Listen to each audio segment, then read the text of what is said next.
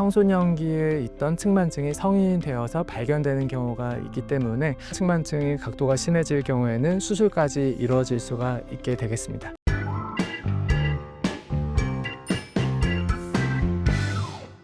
안녕하세요. 하이닥 건강 전문 아나운서 김소연입니다. 오늘 저희가 이야기를 나눠볼 주제는 청소년기 척추 측만증인데요. 관련 전문가분 모시고 바로 이야기 나눠보겠습니다. 원장님 안녕하세요.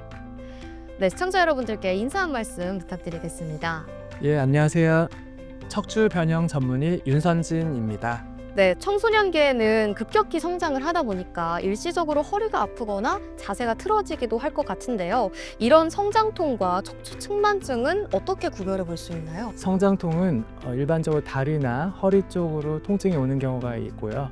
척추 측만증은 오히려 통증이 없는 경우도 있습니다. 그렇지만은 척추 측만증의 경우에는 디스크 증상까지 나타나는 경우가 있기 때문에 이런 여러 가지가 걱정이 되신다면 통증이 있거나 구부러진 것이 느껴지는 경우, 이런 경우에는 꼭 병원에 내원해서 점검받아 보신 걸 추천드리겠습니다. 병원에 내원하시면은 간단한 문진이나 신체 검사만으로도 측만증을 바로 알 수가 있고요. 더군다나 EOS라는 특수 장비가 병원에 준비가 되어 있습니다. 그렇기 때문에 더욱 정확하고 안전하게 측만증을 진단받을 수 있습니다.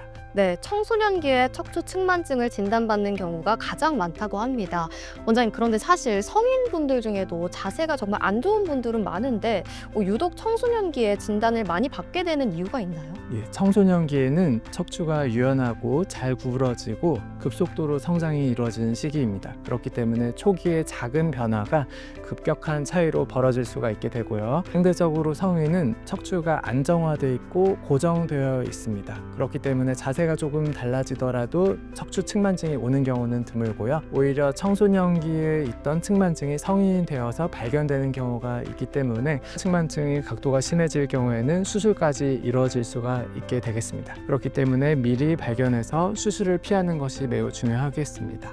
네, 그러면 청소년기에 척추 측만증을 진단을 받았다면 치료는 어떻게 이루어지나요? 예, 치료는 4단계에 걸쳐서 측만증을 구분하게 되는데요. 측만증의 단계에 따라서 치료가 모두 달라지게 됩니다. 측만증이 급속도로 진행을 해서 4단계에 이르게 되면은 수술을 통해서 교정하는 방법이 있게 되고요. 1단계, 2단계, 3단계로 갈수록 저희가 운동치료나 보조기 요법을 병합을 해서 특히나 20도의 측만증 각도가 넘어가게 되면은 그때부터는 보조기 치료를 해서 진행을 막을 수가 있습니다. 다시 말해서 치료 방법이 모두 다 있기 때문에 환자분들께서는 걱정하지 않고 병원을 방문해 주시면 좋겠습니다.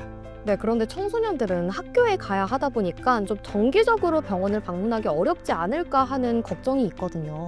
어떤가요? 괜찮은가요? 걱정을 안 하셔도 되고요. 학생분들은 학업과 충분히 병행을 할 수 있다는 점을 꼭 명심해 주시면 좋겠습니다. 특히나 일반적인 경우에는 6개월에서 1년마다 병원을 방문하고 방문하는 시간도 엄청나게 짧기 때문에 걱정 안 하셔도 되겠고요. 각도가 큰 측만증의 경우에 특히나 30도에서 40도가 넘어가는 경우에는 이런 각도가 급격하게 진행하는 경우가 일부 있기 때문에 일시적으로는 한 달에서 3달마다 병원에 오셔서 치료를 받을지 말지 결정을 하시고 그 이후로도 진행하지 않는다 하시면은 6개월에서 1년마다 방문하기 때문에 전혀 부담이 없다. 이렇게 보시면 되겠습니다. 네, 그럼 병원 치료 외에 일상에서 좀 도움이 되는 운동이나 활동도 뭐가 있을까요? 수영 같은 운동이나 필라테스, 요가를 들 수 있겠습니다. 이런 것들은 코어 운동이라고 해서 척추 좌우를 균형 잡히게 운동을 해주면 특히나 측만증에 좋은 운동이라고 할 수 있고요. 오른쪽이나 왼쪽 한쪽을 더 많이 쓰는 운동을 하게 되는 경우, 특히 테니스나 골프 같은 운동을 들 수 있겠는데요. 이런 경우에는 측만증이 더 악화가 될 수 있기 때문에 이런 운동은 피해 주시면 좋겠고요. 요가나 필라테스 이런 운동을 하게 되면은 좌우가 균형 잡히기 때문에 측만증에 도움이 된다, 이렇게 보시면 되겠고요. 특히 집에서 하는 운동 외에도 병원에서는 측만증을 위한 슈로스 운동이라는 운동이 있습니다. 이 운동은 잘 알려져 있기도 하지만은 또 모르시는 분들이 많은데요. 이런 운동을 받으시면은 측만증 악화를 방지하고 더 좋아지는데 도움이 될 수 있습니다. 그럼 마지막으로 오늘 주제와 관련해서 하이포인트를 짚어주신다면 뭐가 있을까요? 예, 척추 측만증은 완치가 될 수 있는 병이다, 이렇게 보시면 되겠고요. 특히나 측만증이라는 병은 미리 발견할수록 완치가 쉽고 그리고 수술도 피할 수 있는 매우 중요한 병입니다. 그렇기 때문에 청소년기에 어깨 높이가 다르거나 허리가 아프거나 다리 저림이 있을 경우에는 성장통으로 방치하지 마시고 꼭 병원에 내원해 주시기를 바랍니다. 특히나 측만증은 중요한 병이기 때문에 전 세계적으로도 연구가 많이 이루어지고 있어서 다양한 진단 기준이 개발되고 있습니다. 저희 병원에서는 랭케 진단이나 김 진단과 같은 방법을 모두 사용하고 있기 때문에 꼭 병원에 들러서 진단을 정확하게 받으시길 추천드리겠습니다. 네, 오늘 말씀 여기까지 듣겠습니다. 감사합니다.